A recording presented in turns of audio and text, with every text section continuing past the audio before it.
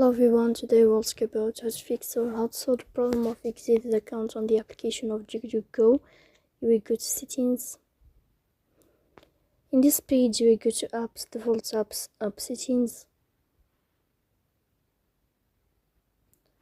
On above you will search about DuckDuckGo and you will click here.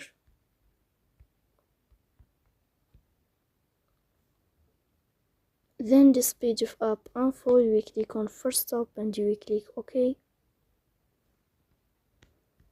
Here you will enter to the window of storage. Then we click on clear cache. But pay attention, don't click clear data because that can delete your account. Here you will go to Play Store. You will search about the application of DuckDuckGo. If you find updates here, then you can update your app, so please don't forget to